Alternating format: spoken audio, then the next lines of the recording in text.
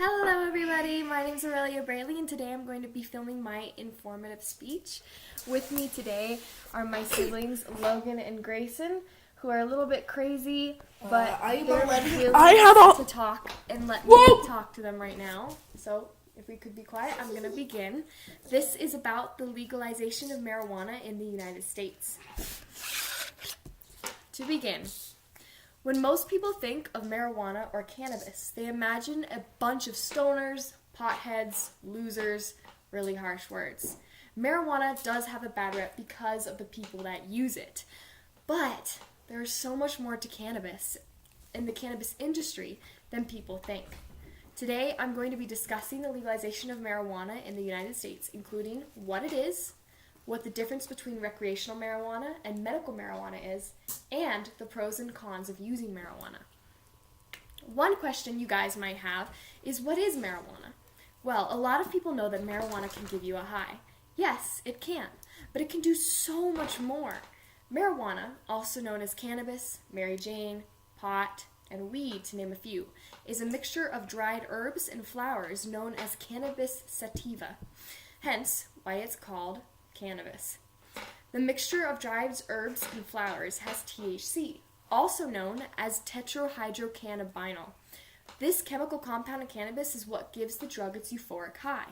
On top of that, there are over 100 chemicals in the cannabis plant called cannabinoids. Cannabinoids interact with the receptors in the brain to produce the effects one gets while using marijuana. Cannabis is a psychoactive drug, and it can be used for so many things, but its main effect is disorienting and distorting reality, creating a sometimes relaxing and calming feeling for whoever who uses it. But it can also be used to alleviate certain ailments and sicknesses. Cannabis can be ingested in a multitude of ways. It can be smoked, vaped, eaten, and breathed in. The map on governing.com shows that only 29 states in the U.S. have legalized marijuana, and that does not count the restrictions that those states may have on whether or not it's recreational or medical. So what's the big deal? Well, there's a bigger difference between medical and recreational marijuana than we know. DocMJ.com states, when people speak about medical marijuana, they're talking about using the whole unprocessed plant or the chemicals contained within it to alleviate the symptoms of certain conditions or diseases. Medical marijuana, which is different than recreational marijuana, contains both THC and CBD, known as cannabidiol. CBD is the second most prevalent drug in cannabis, with THC being the first. Now, THC and CBD are completely different in terms of the effects they give, even though they are from the same plant. These chemicals are what makes up the difference between medical and recreational cannabis. CBD provides the benefits of cannabis, while THC provides the high. The differences in medical marijuana is that it contains higher levels of CBD and lower levels of THC, therefore giving those who use medical marijuana relief to any diseases and some disorders and less of a high. On the other end of the spectrum, recreational marijuana has significantly higher levels of THC, giving those who use this drug recreationally that oh so pleasurable euphoric high they all talk about. Remember how I mentioned that certain states only allow the use of medical marijuana?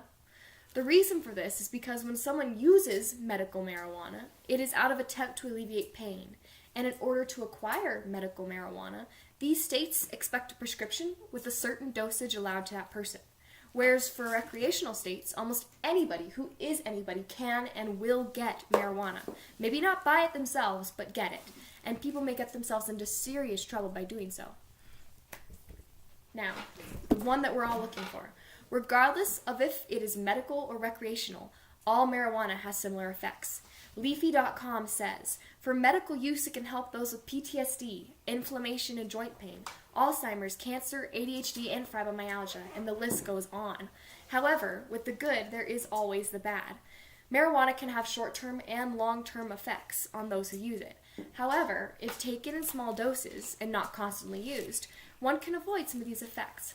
Some short-term effects can be laughter, dizziness, memory impairment, dry mouth, and cough, increased heart rate, and a slower perception of time. Some long-term effects can be devastating. These include memory loss, bronchitis, psychosis, and anatomical changes in the brain, and overdose. Regardless of the reason for using cannabis, be safe and know the benefits and some of the unpleasant effects this drug can have. It is a drug and should be noticed and treated as one. Thank you for tuning into my speech today. I can't wait to hear what you guys have to say on this topic. Thank you guys for listening.